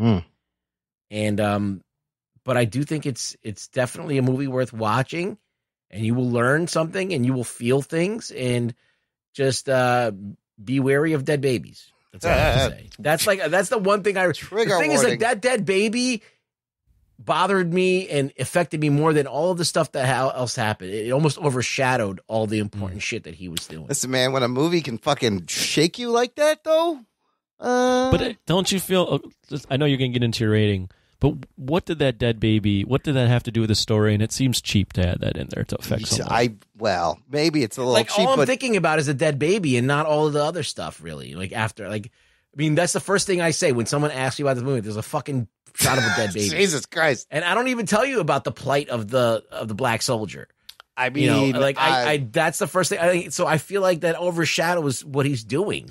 To me, it just added another layer of how fucked up Vietnam was and what these people went through and what their trauma is. So, okay, personally, so I've seen many Spike Lee movies. I've not seen them all. I'm kind of surprised at you guys. I'm going to give this movie this. I love this movie. Because I did really enjoy this movie. My favorite Spike Lee movies still remain Do the Right Thing. Malcolm X is fucking phenomenal. And Black Klansman is great. All three of those movies are above this movie. I'm still going to give it an 8.5 because I was maybe a little bit higher, 8.75. I don't know. The stylistic, it's the Spike Lee. That's a fair rating. I don't think that's like 8.7. Overdoing. I mean, I feel like he's still on his game. He's still fucking killing it. If you can buy it, if you are on board with everything he does, this is, I mean, I could see that rating for sure. Because you see a lot of his other movies, things he's done in other movies come through in this, and it's a great evolution. Look, man, when I saw Malcolm X, that fucking changed a lot of what I was thinking. Anthony, you need to watch that. I know, that should have won Best Picture. He should have got Best Director. Denzel, it was great. Denzel should have won Best Actor. Yeah. He fucking had Denzel, and Denzel was fucking amazing. It's so good. So, yeah. There is a lot of, now I'm thinking about, there's some parallels. Yeah. How would you compare this to The Irishman? Can you is it comparable? No, because like The Irishman is a different type of thing, I think. I kind of like this better than The Irishman. The Irishman, well, it's shorter. Well, that's true, by half an hour. By an hour. It's shorter, and it's a little bit more, what do you call it, entertaining. Yeah. Yeah. And it's so going on with what's going on in the times right now. Yeah. So you get a visceral response because it's like your emotions are all tuned into this stuff right now. Yeah. The Irishman isn't really hitting on anything that was really poignant at the moment. So it's kind of like telling you a story that you're really not interested in, but you're like going to watch it because Scorsese's doing it. Yeah. You're like, okay. I would, if you're going to make that comparison, I would say Irishman is like rounding the old boys together for one last ride. That's true. Yeah. And it's like it's just hanging out with these three guys for 3.5 hours and enjoying maybe the last run ever. Whereas Defy Bloods is a little bit more ambitious, and in its ambition, it can kind of be messy. But I appreciate both, but I think I appreciate some of the ambition that Spike Lee had for this. And I mean, I think you can add this to the great Vietnam movies, and there's a ton of them, and I love a good Vietnam movie. This definitely adds. Joins the You think club. it's added to the great Vietnam movie? I think so. We'll see. Yeah, I think so. Yeah, probably. Because, you like I said, you've never seen. What, like Rambo? Well, they mentioned that in the movie, which is kind of funny. And the They Chuck do talk about Norris, Rambo. they're like, it's so meta. They're like, man, this guy, they're coming back to win the war. They need to tell the real story. And then you learn about the one black soldier who sacrificed himself jumping on the grenade. And then poor, what's his name? Melvin jumps on a grenade. Yeah. Well, I was like, oh no, Melvin, Jesus. I'm surprised that wasn't more brutal. Is that what happens when you jump on a That grenade? must be. I thought he would explode more like a mine, tore him in half. The grenade just goes, he smothered it, and then the blood came out instantly. Yeah. But I was like, fuck, that's instant death. I can't imagine. Just like, it's not like Captain America. He jump on the fucking grenade. Well, that was not a live grenade. That's not real. Yeah, you need vibranium. All right, good stuff. I'm glad we got to talk about a new Spike Lee movie. Very exciting. Let's move on to news from the nation. It's time for news from the nation. It's time for news from the nation.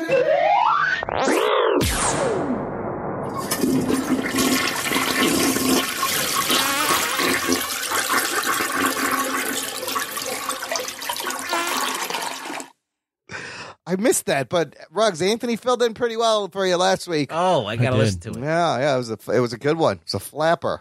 Good old flapper. Good old flapper. Chaz Hebert, who was he picked the movie last week, Kingsman Golden Circle, wrote in based on me listening to the episode.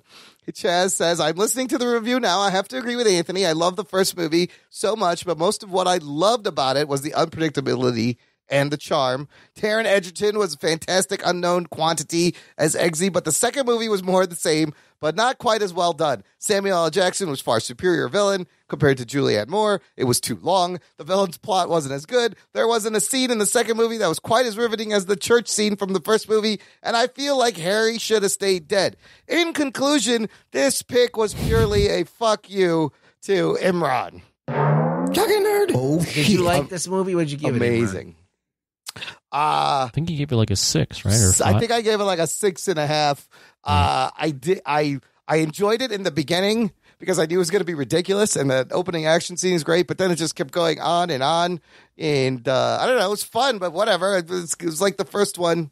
I think as soon as they got to the American thing, I was out. The Statesman. You didn't like the Statesman? No, I thought it was stupid. You didn't like Channing Tatum dancing like a fool? No, it's fun.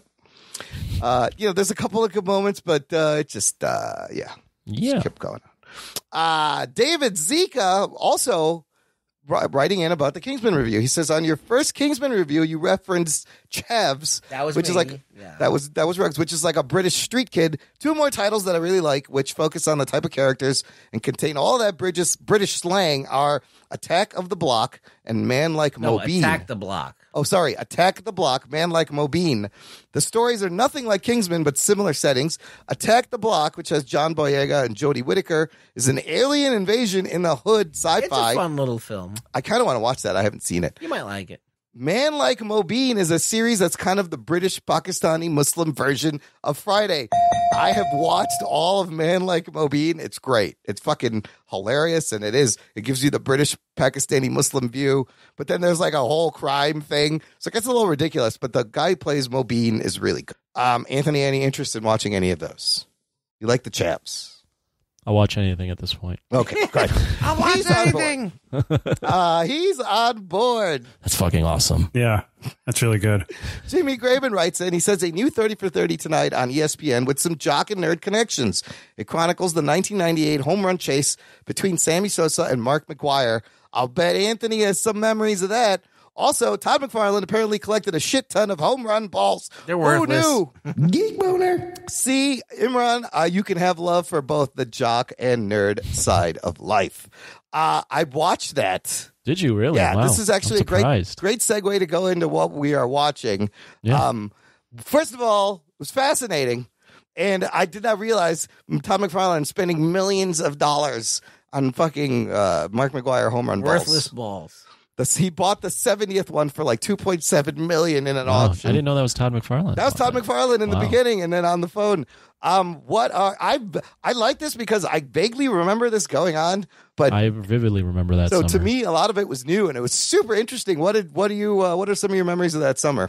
So I didn't watch the doc, but you didn't watch it yet? I didn't watch that one. It's good. I watched Be Water, which we'll talk about that. Yeah, but I do vividly remember that summer.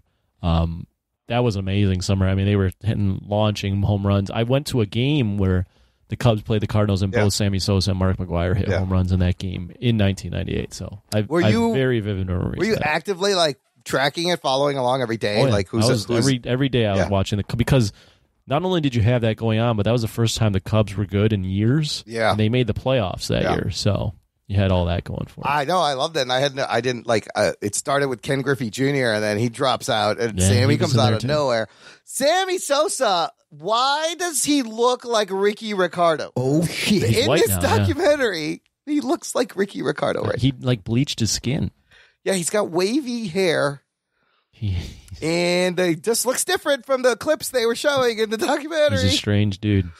It's really, and they get into the whole steroid andro usage and all that. And so who owns the record currently?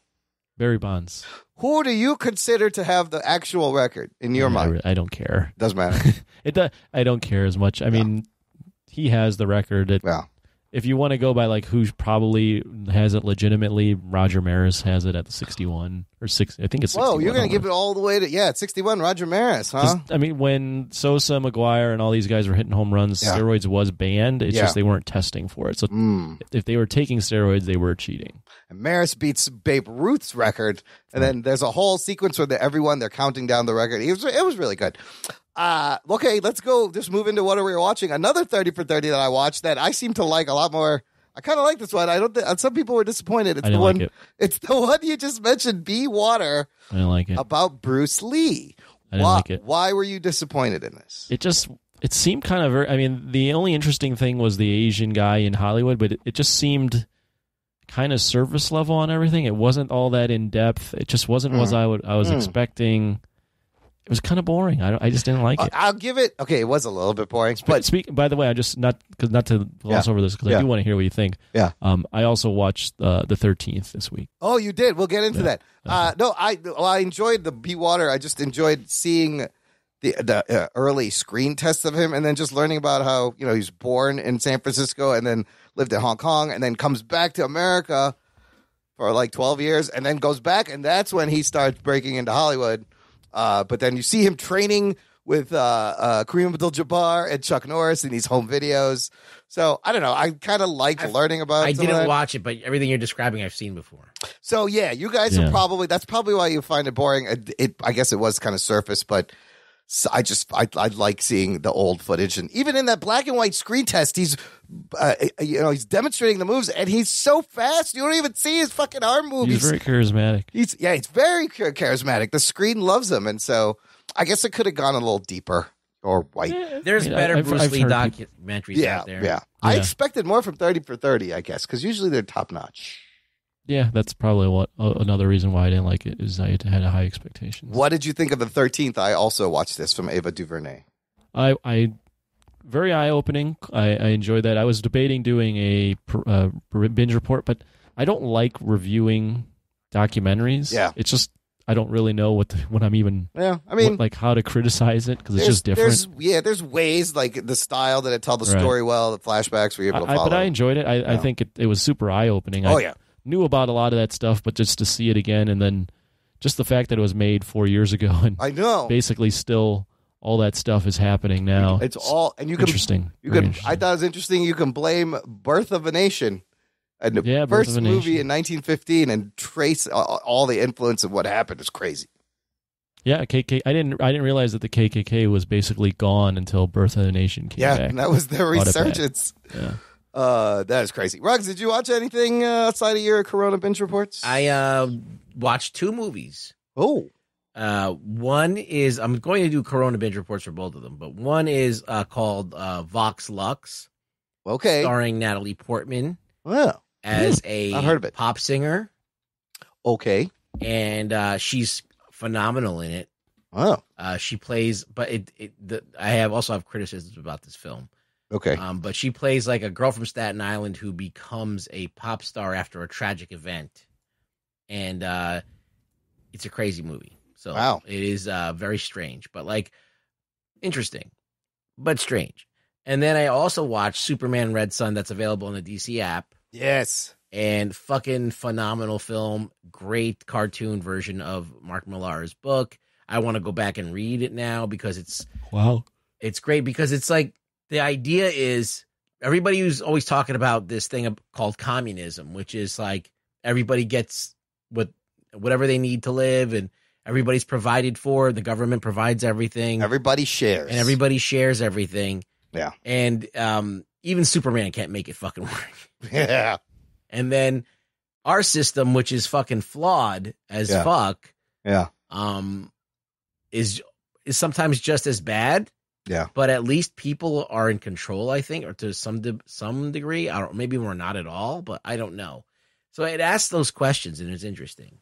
Was Batman wearing a babushka? That's my only question. He was. Yes. If they left that out, I would have been very upset. He was totally wearing the fucking babushka. Fucking bad babushka is the best Batman in it. Yeah, Russian Batman is amazing. I've watched F is for Family season 4 is out on Netflix. Hilarious animated sitcom about family life in the 70s from Bill Burr. Continues to be really funny. If you want to go catch all that. And then this week, watch Alert Doom Patrol season 2 will be coming out June 25th on the DC Universe app. And I think HBO Max, I'm not sure. They will release the first 3 episodes right away. New episodes on Thursday. There is a trailer in which apparently there's a bad guy villain group in there called the Sex Men. They will be facing off against the Sex Men. This is how weird and quirky this show is. It's like one of the best shows they put on since DC Universe came out. I'm excited for the season 2. Anything else? Anybody? I caught there's a couple good podcasts. The Jocko one with Joe Rogan's pretty good. And I've seen clips of the Bill Burr one with Joe Rogan, and that one's pretty fucking hilarious. How do you feel about everyone going off on Joe Rogan now? Because he doesn't want to wear a mask. Well, he tests everyone that comes in to the studio also. As Bill Burr puts it, yeah, because Rogan was kind of like, come on, this is stupid. Why are we wearing a mask? He goes, as a guy that has no fucking medical degree, I'm not going to listen to another guy that has no fucking medical degree. So, shit, I'm going to listen to the people that actually know what the fuck they're talking about. Oh shit, cool. Man. Joe's going maskless, huh? I've seen Facebook ads of these clear masks. Have you seen this yet? Yeah. They're like these clear pieces that go over your nose and mouth, and you can still see the face, and it's almost invisible. I wonder if that's going to be like a thing. Everyone has these weird clear fucking things. I just, wear the fucking mask. It's not that wear the big mask of a inside. deal. Does Joe not wear a seatbelt when he's driving a car? Is that Just what you wear do? Put the fucking mask on. Bill Burr was like, oh, look at you. You're so tough with your open nose and mouth. You're wide open, exposed. He compared. He goes. He's like, you were fucking wearing the mask, and now you're not wearing the mask, and you claim you were never wearing the mask. He's like, he was going. It's like when everyone was going to roller skate at those roller skating parks. So then one person made a homophobic joke about it. And now everyone was like, I never rollerbladed in my life. I was there. Oh my God, I got to hear that. I love Bill Burr. Bill Burr's great. Fucking the best. He's great at like, you could tell he was being serious and jabbing Joe Rogan seriously, but then he'd flip it into a comedy bit right away so that Joe Rogan wasn't like completely turned off by what he was doing. De-escalates it a little bit, takes the tension off, and when Bill Burr goes on a rant, that's the best shit you ever want to hear. He was like, and now you're not wearing the mask, and now you're telling people not to wear the mask, and look, now we have a section in Seattle that no one can visit. Now this is how the hatred starts. They seem okay up in Chaz. I would love to visit. Let's see. They're doing a good job. Policing themselves. Last thing, we need more Apple Podcast ratings, listener. We're up to 123. And as you heard Dan Housen tell us in the beginning of the show, we're trying to get to 200 so we can get on Rotten Tomatoes reviewers. David Mobile does not listen to the show. I'm so damn it. Crestfallen. That was very disappointing. I know. So if you're in the U.S., have an iOS device, give us a rating. Give us a rating wherever you are. Pull up your you know what? Grab your friend's phone. Show them how to subscribe. Yeah. I believe you can tell Siri. You can just say, hey, Siri, subscribe to the Jock and Nerd podcast, and she'll just fucking do it for you. That's how easy it is. Get it done. Ruggs, where can they find you online? You can find me on Twitter deleting my tweets as I tweet them now. Yes. Because that is my new technique, because anything that I was telling Imran this before Anthony came on. So I've been following Comic Book Girl 19 since her YouTube days. And you know, she's kind of like a loose cannon and crazy, and she's now come out as being non-binary. Okay. So, which is on another level. And sometimes I think she's just doing it to give the finger to everybody. I don't know. It could be really real. Like maybe she's never expressed that before. Anyhow, so with all that said, she did this. She's been doing for a very long time, very in-depth, like reviews of stuff like X-Men and stuff like that. She's good. Those videos are really good. She goes super deep. And so she did this Dune Club. Yeah. And it was very lucrative for her. Yeah. And this is just a girl on her own, not, doing it, like using her wealth of knowledge, whatever. And she did this Dune Club.